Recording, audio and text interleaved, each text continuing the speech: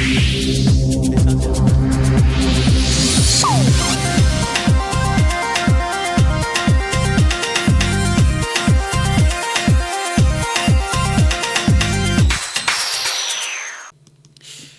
tous, bienvenue, mesdames, messieurs. Cherté de la vie, la pente reste ascendante.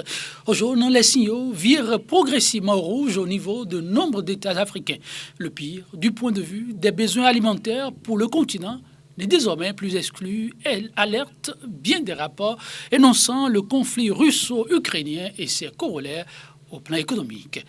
Vie chère et guerre en Ukraine, la crise alimentaire aux portes de l'Afrique.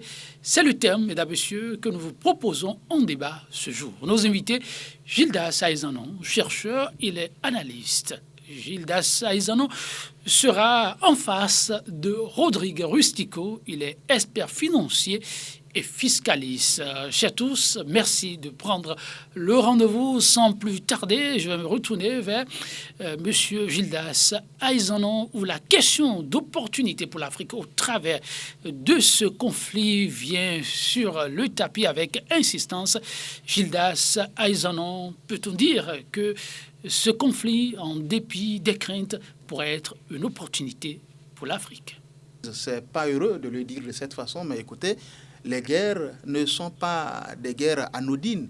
Derrière tout ce que nous avons comme crise là, que ce soit la pandémie à Covid-19, que ce soit la crise russo-ukrainienne, il faut lire derrière des calculs géopolitiques, des calculs économiques pour redessiner la carte du monde. L'Afrique doit bien lire ce qui se passe et savoir là où se situent désormais ses intérêts dans cette crise.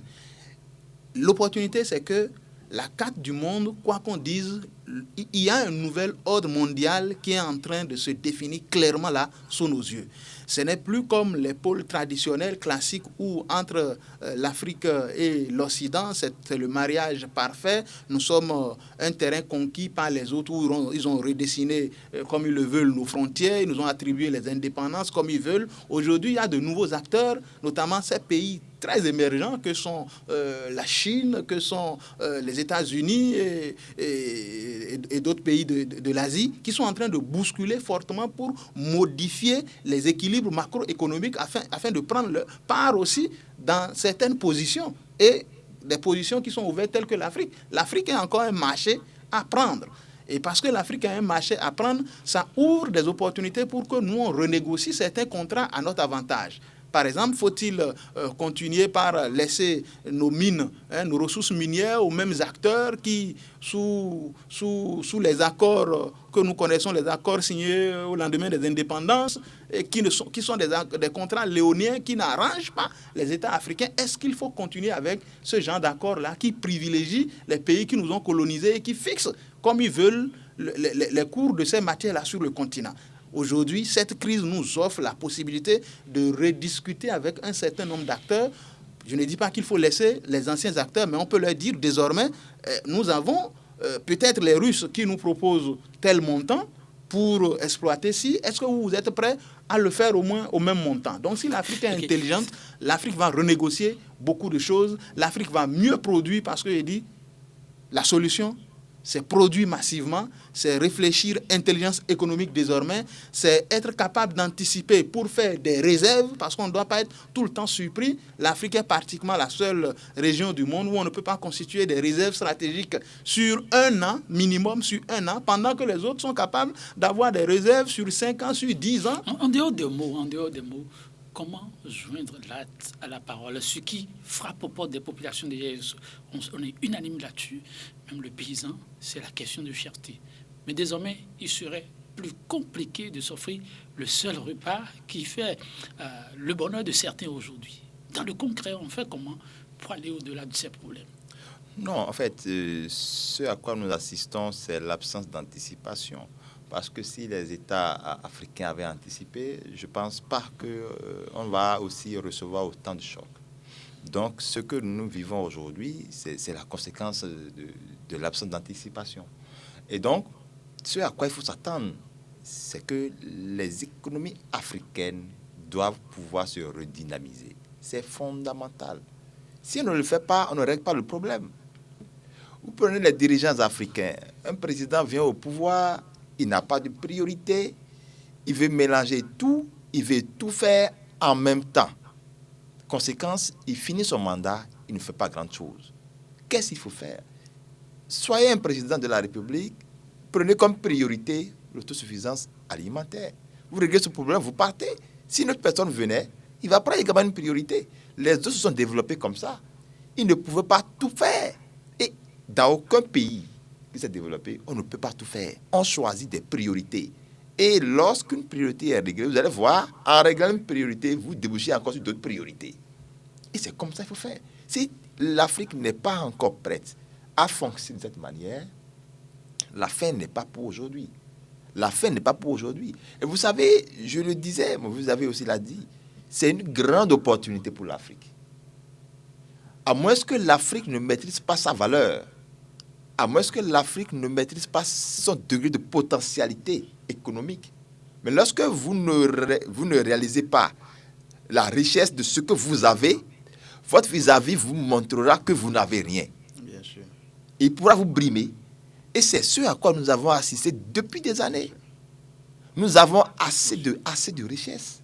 Ils viennent les piller, les utiliser, nous les renvoient et on va s'aligner encore pour s'en procurer. Ça n'a pas changé. On ne dit pas que le Bénin... naturellement, on ne parle pas du coton, on veut parler du Bénin. On peut citer le Bénin comme étant un exemple. Mais combien de vêtements, Quelle est la quantité transformée au Bénin, d'accord, au Bénin, et le Béninois consomme? Vous ne verrez pas. On doit envoyer tout à l'extérieur. Et ceux-là, ils ont une pratique technique très avancée. Ils produisent ces biens-là. Ils les ramènent avec une valeur ajoutée excessive. Et nous, on se met encore en rang pour aller s'en procurer. Vous voyez combien de fois ceux-là ont profité de nous. Donc, c'est le moment de nous imposer à eux. C'est le moment de nous repositionner sur le plan économique. Si l'Afrique ne se repositionne pas sur le plan économique, c'est que l'Afrique a la chance, la malchance de ne plus se développer. Ça, c'est une opportunité.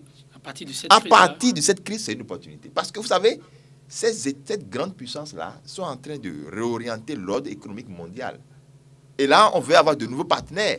Des partenaires qui ont de richesses, qu'on va exploiter encore demain. Mais l'Afrique, c'est leur berceau en termes de richesse. C'est leur réservoir en termes de richesse. Ils savent. Et rassurez-vous, ces grandes puissances savent bien ce que vaut l'Afrique. Malheureusement, l'Afrique ne sait pas ce qu'elle vaut. C'est fondamental. Si vous ne savez pas que vous avez de la richesse, l'autre va apprécier mieux votre richesse. Et c'est ce à quoi nous assistons. Donc, si l'Afrique veut se repositionner sur le plan économique, c'est de renégocier naturellement les partenariats. Il ne s'agira pas de rester dans un système classique. Alors, chacun y va comme il entend, ou il va falloir envisager des sortes de lobbies par État, de petits regroupements, pour aller poser des problèmes. Vous savez, seul ne peut pas régler le problème. Vous ne pouvez pas décider seul pour gagner ces combats économiques. Parce que vous savez, en économie, ce n'est pas seul. Vous devez aller en synergie. Vous devez conjuguer vos efforts parce que les richesses de ces pays africains ne sont pas les mêmes. Et les intérêts ne sont pas les mêmes. Et donc, si moi, je dois voir que j'ai telle ressource minière, ou du moins ressource matière première, qui est convoitée par tel pays, et le complément est dans un autre pays, j'ai intérêt alors à communiquer avec l'autre pays pour qu'on puisse définir les nouvelles bases. Et donc, c'est une question de communication. Et là, cela suppose quoi? Que chacun doit d'abord auditer son degré de potentialité. Qu'est-ce que j'ai à vendre? Si vous ne savez pas ce que vous avez à vendre, vous ne pouvez pas aller au marché pour proposer à quelqu'un. Et donc, le problème est encore profond. Il faut qu'on parvienne à identifier ce que nous avons, d'accord, à vendre. Et quand ils vont venir maintenant, ils savent que nous avons ce bien à vendre. On va leur dire les conditions dans lesquelles nous sommes prêts désormais à vendre. Parce qu'on a perdu assez de choses. L'Afrique est vraiment en arrière sur beaucoup de plans. Alors, tandis que, pendant que la guerre est en cours, ça devrait être l'une des priorités pour les États africains. Ça devait être l'une des priorités pour les États africains. Réfléchissons par rapport à ce que nous avons de bien. Vous savez, ces pays-là, ils sont en train de détruire leur économie respective. Construire leur économie, là, ça va prendre du temps. Et si les États africains n'anticipent pas sur ça, sachant que c'est nous qui donnons de vie à leur économie, c'est l'Afrique qui donne de vie à l'économie de ceux-là. Mais si nous n'anticipons pas, ils vont revenir encore brader nos matières premières et continuer encore dans un contrat naturellement comme avant. Et ça ne va pas avancer. Et donc, l'Afrique a tout intérêt aujourd'hui à revoir les choses de manière à ce que si un partenaire vient aujourd'hui, l'Afrique peut se lever pour dire, bon, je cherche tel partenaire parce que je suis conscient de ma richesse. Et là, je sais ce que je vais vendre.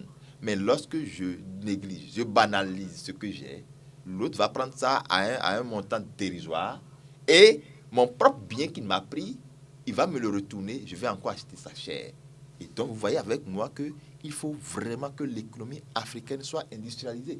Et c'est pas s'ils n'ont aucun intérêt à ce que nous, on soit à un niveau d'industrialisation élevé, parce qu'ils se vont dire, mais ils vont s'en passer de nous. Je ne pourrai plus avoir les matières premières. Comment alors, moi, je vais produire, créer de la valeur ajoutée et leur retourner ça encore pour vendre? C'est ça, c'est une question d'intérêt international, d'intérêt économique international. Et chacun tire le drap de son côté. Et seules les grandes puissances s'en sortent. Les puissances africaines, entre griffes, bon, sont là et observent. On devient des spectateurs. Alors, vous préconisez là de ne plus être spectateur, mais des acteurs. Acteurs de taille. Absolument. Sur des sujets de grand intérêt pour la postérité. Alors, pendant que cette réflexion est en cours, j'imagine, les gouvernants avec les sachants, pendant que c'est en cours, que faire pour que les difficultés quotidiennes des populations ne débouchent pas sur une crise sociale qui peut mettre en définitive tout un gouvernement en difficulté? Oui, écoutez, je vous donne, avant d'aborder cette problématique, je vais vous dire quelque chose. Vous regardez, les États africains, nous formons des gens au niveau des lycées, au niveau de la formation professionnelle. Nous copions tout simplement les Européens. Nous transposons ces formations-là qui ne sont pas en arrimage avec nos réalités économiques. Conséquence, vous voyez combien de fois on importe toujours des poulets à l'extérieur, tandis que, d'accord, sur le plan local, nous fabriquons des gens, d'accord, qui ont les aptitudes professionnelles nécessaires pour pouvoir faire face à ça. La demande, on ne peut pas satisfaire la demande nationale. Et conséquent, on est obligé d'importer encore ces produits-là. Le problème est déjà là. Ça veut dire qu'il faut avoir des formations orientées vers l'anticipation. Mais nous avons des formations qui arrièrent encore les gens, qui ne permettent pas aux gens de s'épanouir, qui ne permettent pas aux gens d'anticiper sur des demandes. Ce n'est pas possible. Moi, je suis farouchement contre ce principe où on forme pour former. On forme parce qu'on a copié un curriculum de formation à l'extérieur, on vient transplanter ça en Afrique et on pense qu'on est en train de développer le pays. On ne développe pas le pays, on est en train d'arriérer le pays. Et ce sont les conséquences que nous sommes en train de subir aujourd'hui. Vous voyez des gens qui ont fait des lycées, qui ne peuvent même pas aller dans une ferme. Vous voyez des gens qui ont fait l'agronomie, qui vous disent qu'ils peuvent rester au bureau. Vous voyez? Attention, vous parlez de choses encore actuelles. Bien sûr, bien sûr. De ce qu'on a vécu il y a 5-10 ans en arrière. Mais écoutez, c'est fréquent là. Vos avis pourront encore en témoigner. C'est fréquent ce que je dis. On forme des gens encore qui ne peuvent pas, qui n'ont même pas. D'abord, l'État n'a aucune politique d'accompagnement pour les assister à mettre en place une ferme, par exemple, pour produire, pour faire de l'élevage. L'aquaculture est là. Nous avons des universités un peu en Afrique qui forment des gens, mais nous sommes encore à l'étape théorique. Il faut aller à l'étape pratique. Parce que ceux-là, mais ils nous envoient les curricula de formation. Vous imaginez, par exemple, dans certains pays en Afrique où on veut former des gens, des directeurs pour gérer un certain nombre de centres, mais on doit pouvoir les envoyer à l'extérieur pour aller se faire former avant de revenir encore au pays pour pouvoir servir. Vous voyez combien de fois ça pose un problème. Mais pourquoi ces gens ne veulent pas transférer la compétence? Parce qu'ils se disent que leur économie serait alors menacée, leur intérêt serait menacé. C'est pour ça que les Blancs, les Européens ne veulent pas nous laisser facile. Ils ne veulent pas nous laisser la main, faire comme nous pensons. Et conséquent, traditionnellement, on dit que bon, on a été colonisé par, et il y a le fameux, je sais pas, histoire de parité qui soit entre le franc CFA et l'euro, et où on est en prison, on ne peut pas bouger. Avant de bouger, tu dois pouvoir voir à quel niveau l'autre là est. Ce n'est pas possible. Une économie ne peut pas fonctionner comme ça. Le problème de la monnaie revient aussi. Ça revient naturellement. Écoutez, nous sommes liés là. Nous sommes liés. Et là, vous voyez que ce n'est pas des batailles d'une seule nation. Il faut se regrouper en lobby. Mais vous savez avec moi que les chefs d'État africains, eux tous ne sont pas courageux. Parce qu'il faut avoir du courage. Il faut avoir le courage de dire, bon, moi, je veux faire ci, je veux faire ça. Bon, quand ce n'est pas le cas, ça pose un problème. Je pense que le verre est encore dans le fruit. On doit aller encore à la base pour pouvoir revoir les choses, pour que nous puissions anticiper. C'est vraiment important. Le ver dans le fruit, guerre russo-ukrainienne, une opportunité possible, dites-vous tous deux, et chacun fait ses propositions. Là, je vous vois dans des propositions de rêve pour l'Afrique de demain. Dans l'immédiat, ce qui se joue, comme je le demandais tout à l'heure à votre vis-à-vis, on fait quoi pour que les problèmes du quotidien des populations ne deviennent pas des goulots d'étranglement pour les gouvernants? Merci. Je crois qu'il faut, malgré ce tableau qui semble assez alarmiste, il faut savoir être juste pour reconnaître que sur le continent, des efforts se font. Nos gouvernements sont conscients des enjeux à venir, même si tout le temps on n'a pas la bonne méthodologie et les moyens qu'il faut pour faire face. Et je veux parler d'un pays que je maîtrise le mieux, c'est-à-dire mon pays. C'est une évidence que pour produire et produire massivement, pour davantage investir dans l'industrialisation, on ne peut pas le faire sans énergie de bonne qualité. Et l'une des priorités majeures de ce gouvernement qui est en place depuis 2016, c'est la question de l'autonomie énergétique. Il n'y a pas l'ombre d'un seul doute par rapport à cela. Nous sommes allés aujourd'hui à près de 60% d'autonomie énergétique. Ça veut dire que nous-mêmes, on est en train de jeter les bases pour pouvoir mieux produire. Et cette énergie nous permet déjà de faire quoi? De façon très concrète.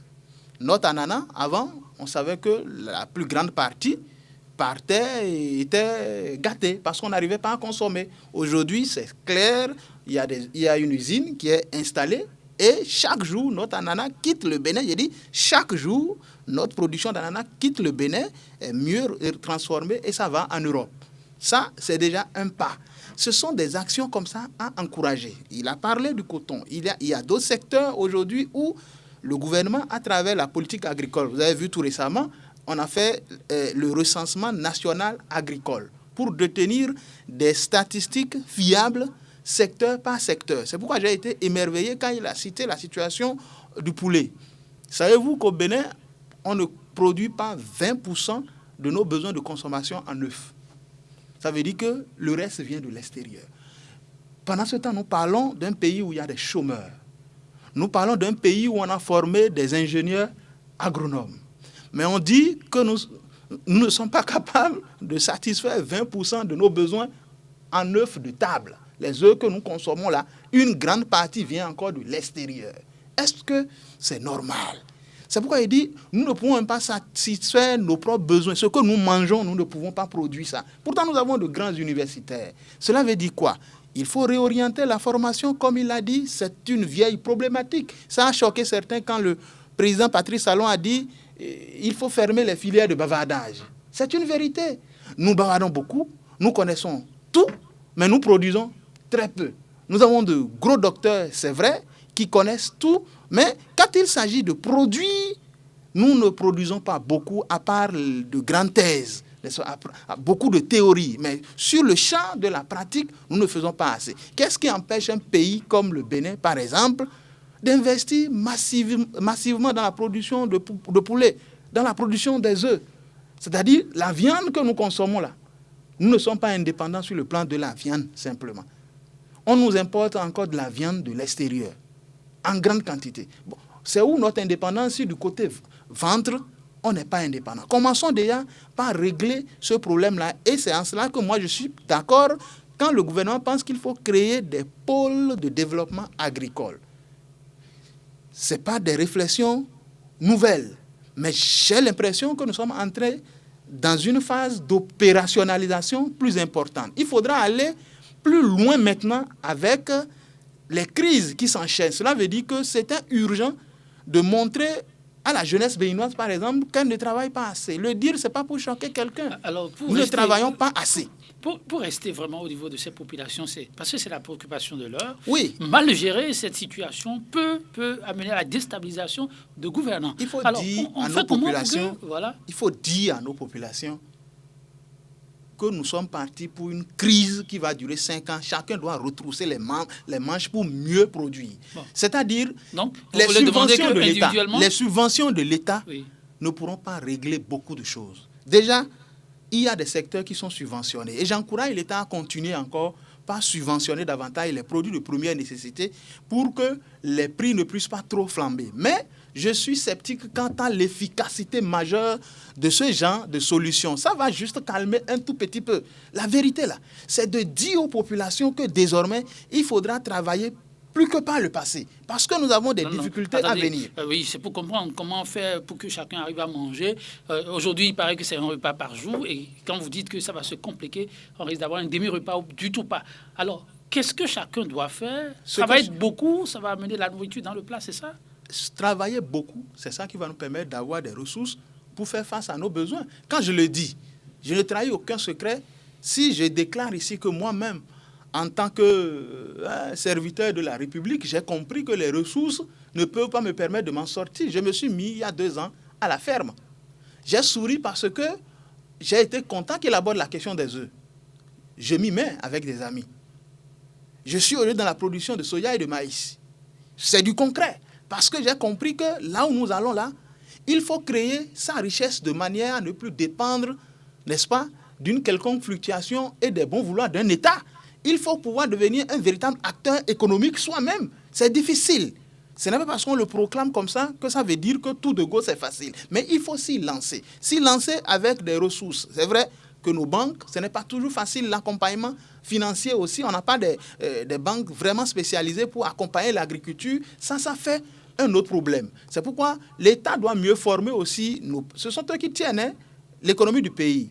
Nos pauvres populations qui produisent un peu par-ci, un peu par-là. Mais il faut renforcer leur formation. Parce qu'on s'est rendu compte qu'on pouvait encore produire davantage au niveau de ces petits producteurs-là si la qualité de la formation à leur niveau était meilleure pour augmenter la rentabilité du maïs, la rentabilité de l'igname, la rentabilité. Je veux saluer les efforts qui se font au niveau universitaire pour des réflexions stratégiques. Mais ces réflexions-là, parfois, restent dans le champ universitaire et ne sont pas suffisamment valorisées pour que les populations en tirent profit pour augmenter leur productivité. C'est donc à ce niveau-là aussi qu'il y a vraiment beaucoup de boulot au niveau de nos États pour former des individus capables d'être plus opérationnels, plus compétitifs. Ceux-là qui travaillent déjà, nos paysans, eux, ils n'attendent personne pour aller produire dans le champ. Il faut qu'on les renforce pour qu'ils puissent mieux produire encore, qu'on leur montre qu'on a besoin d'eux. Et quand ils produisent, il faut qu'ils puissent vivre correctement de leur production.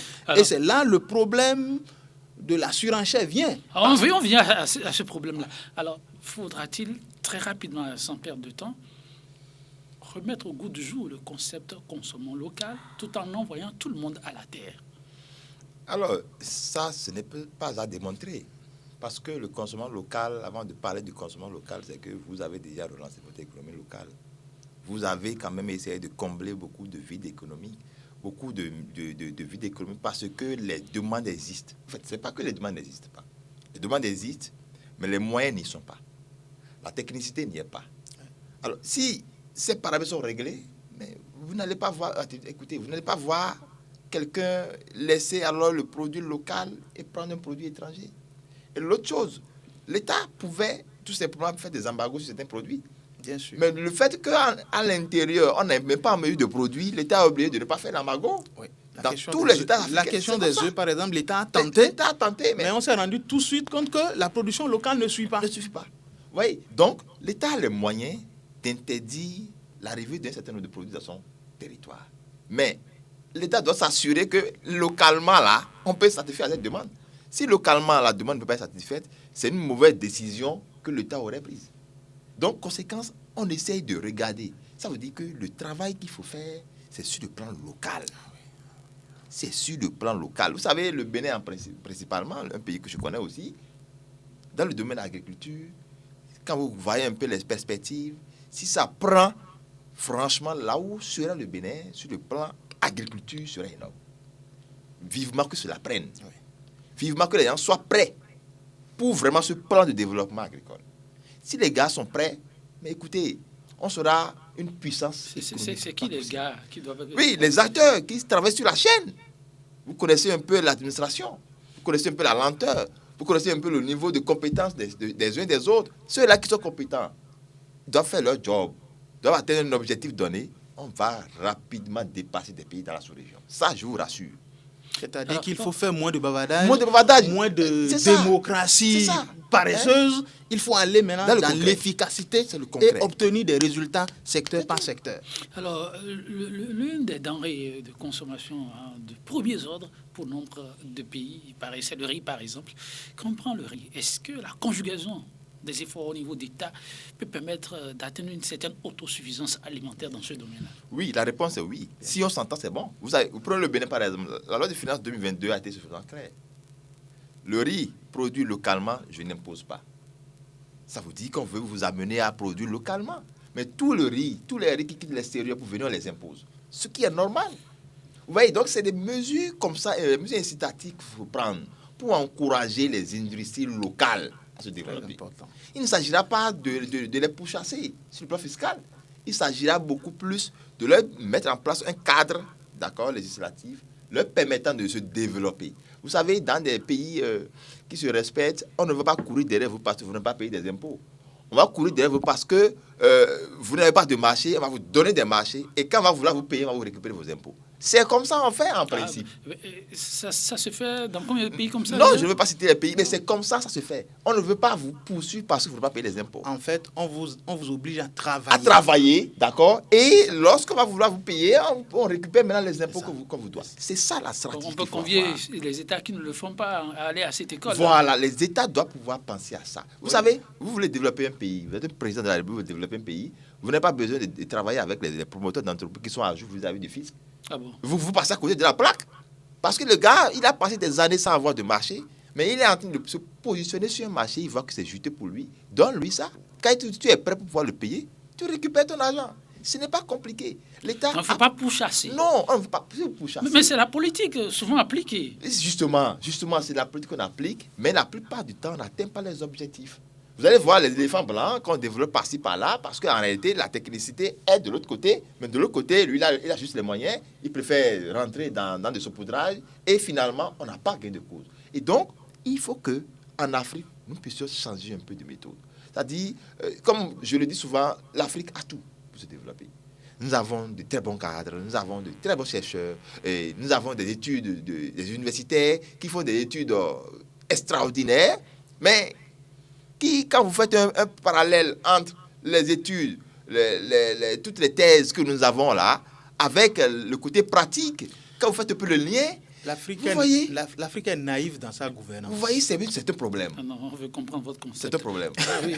Oui, c'est un problème parce que ce développement-là, qu'est-ce que ça représente en termes de valeur ajoutée dans la vie pratique? Parce qu'aujourd'hui, on fait des développements théoriques, mais on dit qu'on doit être pratique. Mais si la théorie est à 80% et la pratique est à 20%, vous voyez que la tendance devait être l'inverse.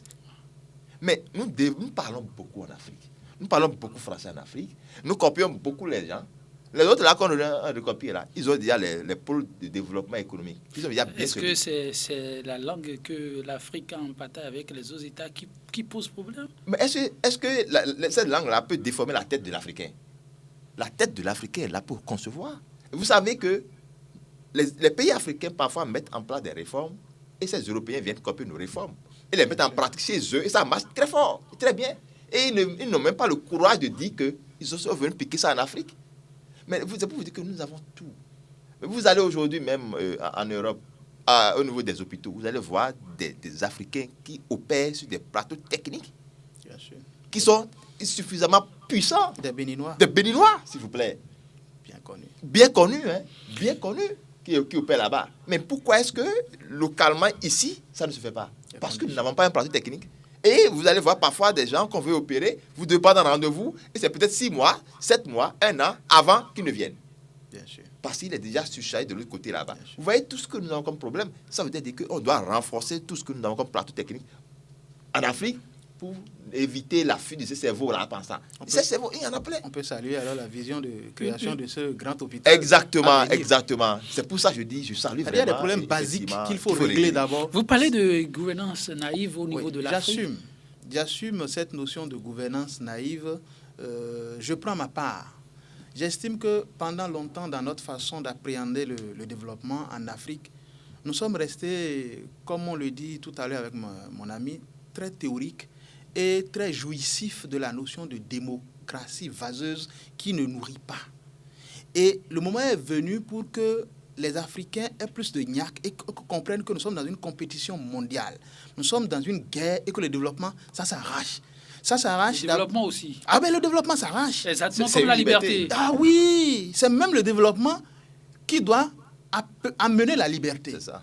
En fait, on a souvent fait le contraire dans notre façon de penser. On a cru d'abord qu'on règle le problème de liberté pour aller vers le développement. Moi, je pense que c'est quand on a réglé le problème de développement économique qu'on devient un homme véritablement libre. Sinon, le contraire, c'est de l'illusion, c'est du romantisme. Et vous allez voir que de plus en plus, le monde se fout royalement du romantisme. Les autres nous ont jeté certaines valeurs dites de démocratie pour nous endormir et venir piller nos ressources. Il est temps qu'on comprenne qu'il faut tropicaliser notre démocratie et qu'on mette plus d'accent sur le travail, qu'on force même les gens à travailler, qu'on force les gens à produire du résultat. Au lieu de laisser chacun, sous prétexte qu'on est dans une démocratie, on va dans tous les sens, chacun fait comme il veut, le droit même de ne pas travailler, le droit de ne pas produire, le droit de rester là à torpiller les autres. Ceux qui se sont développés là. Je suis souvent tenté de demander si c'est le problème à la démocratie ou le problème aux hommes. Non, mais les hommes, il n'y a que les hommes qui animent cette démocratie. Et quand dès le départ, la question de la gouvernance n'est pas claire en tenant compte de notre sociologie. Parce que nous avons notre fonctionnement. Je ne veux pas dire que l'Africain a besoin de bâtons. Ce n'est pas que l'Africain qui a besoin de bâtons. C'est cru de le dire ainsi. Mais quand vous voyez tous les pays qui se sont développés, vous parlez de ces Chinois-là, vous parlez aujourd'hui de la Russie qui devient une grande puissance là. Allez, interrogeons l'histoire. Nous allons voir qu'à un moment donné, les gens ont dû durcir pour amener tout le monde à rentrer dans une certaine moule pour obliger tout le monde à travailler. On ne travaille pas assez alors que nous avons beaucoup de potentialités. On doit avoir, c'est vrai, de la vision, une très bonne vision. On ne doit pas continuer, chaque régime vient, on change tout. Mais en dehors de cela aussi, il faut que ceux-là qui animent l'économie locale, c'est-à-dire les populations, il faut que nous trouvions les mécanismes pour amener les gens à produire davantage, à produire massivement. J'ai l'impression que nous sommes un peuple, nous nous satisfaisons de très peu.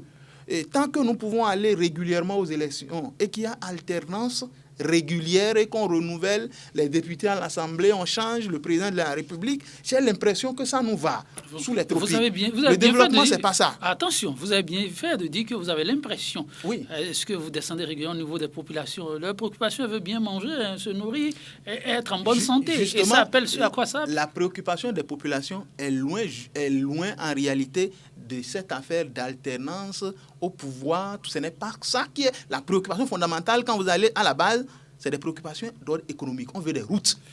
On veut manger à notre faim. On veut acheter moins cher. C'est des préoccupations économiques beaucoup plus que des préoccupations politiques. Mais à quoi nous donnons priorité souvent au niveau du pays?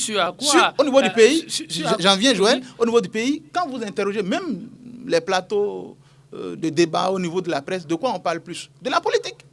Très peu d'émissions spécifiques sur l'économie. C'est ça.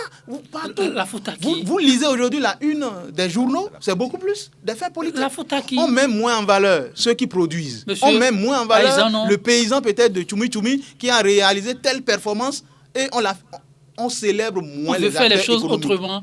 On veut faire les choses autrement. Dites la faute à qui? Que ça se passe ici dans nos Oui, États. la faute malgré tout, c'est ceux-là qui sont décideurs, qui doivent imprimer la marche à suivre. Ok. C'est clair. La question, elle est importante. Je vous la repose aussi, parce que ça revient sur beaucoup de thèmes. Et je vous fais aussi une petite confidence. Nous constatons avec amertume et regret, lorsque vous faites une production scientifique de valeur, il y a peu d'engouement. Que vous allez sur un débat politique où les gens, même si un jury, vous voyez des gens s'attrouper autour. Et ça pose un problème. Oui. On fait comment pour s'en sortir? Oui. Et les productions de valeur font davantage aussi dépenser les organes qui n'ont pas de moyens. C'est vrai. C'est vrai. Alors, on veut bien aller de l'avant. Je ne sais pas. On fait comment pour revenir à l'essentiel pour nos États? Sinon, autrement, on va faire tous du surplace. Non, écoutez, c'est parce que les gens aiment trop la politique. tout ce qui est technique ne les intéresse pas. Tout ce qui est technique au point, ça ne les intéresse pas. Quand vous appelez parfois, et je suis sûr que vous rencontrez une difficulté, vous appelez des gens peut-être pour cette émission, ils vont vous dire, bon, si c'est ça, ça ne m'intéresse pas. Parce que ici, c'est purement de la technique. C'est purement de l'économie. Il faut réfléchir pour. Mais si vous dites, bon, tel président a dit tel, je veux avoir un débat contradictoire, je ne le connaissais pas, il ne me connaissait pas, on s'est retrouvés sur le plateau. Mais vous voyez, on a tenu un langage purement technique. Oui, c'est en cela qu'il faut certainement vous remercier pour l'effort que vous faites, parce que ce n'est pas facile d'identifier des acteurs, d'accord, qui ont accepté de se prononcer sur le plan technique. Parce que c'est la politique, on serait en train de crier par-ci, par-là, mais on ne va rien produire. On ne va rien produire, on ne va rien donner comme conseil. On ne va rien garder d'ailleurs, on ne va rien donner aux téléspectateurs d'ailleurs. Donc, il est important que nous parlons de développement. C'est une très belle émission. C'est une très belle émission. Ça anticipe, ça éveille les consciences. Oui, d'accord. Nous parlons de développement que de parler politique. La politique a son temps. Le développement, là, c'est tous les jours que Dieu fait. La politique a des dates. On sait que telle date, on doit aller aux élections. Mais on ne sait pas quand est-ce qu'on va se développer. Le développement, c'est un processus long. Très long. Et il faut démarrer un jour pour pouvoir atteindre l'objectif. Mais on ne démarre pas. Mais il paraît, quand on écoute, on suit les statistiques de la Banque mondiale, FMI et autres, il paraît que l'économie africaine est au meilleur de sa forme et que l'espoir est permis. Et il y a un paradoxe que les populations constatent souvent. Quand on fait ces éloges aux États, on constate que les populations, elles, continuent de croupir dans la misère. Là, c'est l'autre défi. On s'en sort comment? En mettant bout en bout tous ces paradoxes. Non, écoutez, vous savez, il y a certains indicateurs, d'accord, qui peuvent ne pas refléter les vraies images de ce que nous vivons. Vous allez aujourd'hui voir un paysan, il va vous demander tout simplement de laisser tomber alors cet indicateur, que lui vous dit ce que lui vit. Oui. Et donc, c'est qu'il faut être à un certain niveau avant de comprendre l'interprétation de ces indicateurs-là, tel que par rapport à ce que vous avez dit. Donc, mais le Benoît Landa, bien l'Africain Landa, lui, il se voit par rapport à sa poche, par rapport à ce qu'il vit. Donc, il se dit, mais est-ce que celui-là qui a fait... D'abord, ces indications-là, naturellement, ces indicateurs ont été évalués à base d'estimation. On n'a pas interrogé tout le monde. Donc, s'il n'a pas fait partie de l'échantillon, il va se dire, mais c'est pas évident qu'on puisse moi me compter dedans. Parce que si on me comptait dedans, c'est pas évident que ce soit ça. Et il n'est pas seul. On est à un carrefour critique. Oui. On fait comment pour que les poches des Africains soient davantage renflouées et que le panier de la ménagère soit meilleur de sa forme? Il faut que les États africains parviennent à travailler. On doit envoyer tout le monde au travail. On ne demande pas de travailler pour mourir. On veut travailler pour survivre. Vous savez, on ne peut pas... Si on crie pour dire qu'on mange une seule fois par jour, si toi, tu travailles à peine dans une journée, ça n'a pas de sens. Si vous travaillez à peine, comment vous voulez manger 3 fois par jour? C'est pas possible. Il n'y a jamais rien sans rien. Il faut d'abord fournir un effort et vous devez avoir la contrepartie. Vous l'avez dit, il y en a qui disent travailler ces temps-ci beaucoup plus qu'ils ne travaillaient hier. Et quand ils font la balance, vraiment, il n'y a pas photocopie en termes de retour sur investissement. C'est important. Moi, j'ai toujours dit à mes amis, je préfère travailler aujourd'hui et me reposer demain que de me reposer aujourd'hui pour travailler demain. Et c'est fondamental. Il faut travailler pour pouvoir survivre. Il ne s'agira pas de faire de l'à peu près. Parce que le monde devient de plus en plus difficile, de plus en plus dur. Vous voyez quelqu'un aujourd'hui qui a un salaire, il ne peut pas couvrir ses propres besoins. Il ne peut pas parce que ça, c'est des ressources très limitées, mais ses besoins sont illimités. Comment il va couvrir? Il fait un arbitrage. Il essaie d'identifier ce qu'il peut régler aujourd'hui et après demain, on fait du jonglage financier. On fait du jonglage économique. D'accord? Conséquence, vous vous retrouvez à la fin du mois, là, vous avez tellement d'ardoises noires que l'argent qui vient encore va encore payer encore une ardoise noire. Vous voyez un peu d'où il faut réfléchir pour avoir plusieurs sources de revenus. C'est fondamental. Donc, si tu travailles davantage, tu vas découvrir des opportunités qui pourraient t'apporter de l'argent. Mon avis à une femme, mais personne n'a demandé de créer une femme. S'il a des revenus parallèles, ça va s'ajouter parce qu'il connaît un peu ses besoins. C'est pour ça qu'il faut travailler. Il ne faut pas attendre le gouvernement. Le gouvernement ne pourra même pas tout faire. Le gouvernement ne pourra même pas tout faire. Mais le gouvernement a l'obligation de mettre en place un cadre législatif permettant à chacun d'entreprendre, permettant à chacun de créer de l'emploi, de créer de la richesse pour pouvoir alors subvenir aux besoins. Vous concluez en disant? Je conclue en disant tout simplement que c'est une belle opportunité pour les États africains, cette guerre-là. Et cette guerre-là, Dieu fera, tout ça va bien se passer et que nous puissions vraiment en saisir comme étant une belle opportunité de développement pour l'Afrique. Ne pas saisir cette guerre comme une opportunité, je pense que l'Afrique a décidé à faire dos réellement au développement. Comment une guerre peut-elle être une belle opportunité? Mesdames, Messieurs, peut-être un thème à débattre prochainement. Je reste avec M. Aizano. Oui, M. Aizano, l'urgence pour les États doit être quoi? Je crois que la crise, c'est vrai, frappe à la porte, mais certains États sont en train d'aller quand même dans la bonne direction.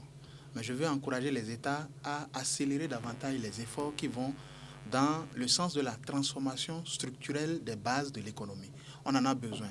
Pendant longtemps, on est resté beaucoup, n'est-ce pas, théorique comme nous l'avons dit. Mais de plus en plus, là, maintenant, il faut transformer. Vous avez vu, l'enseignement devient plus technique, c'est 300 milliards d'injectés pour modifier cela.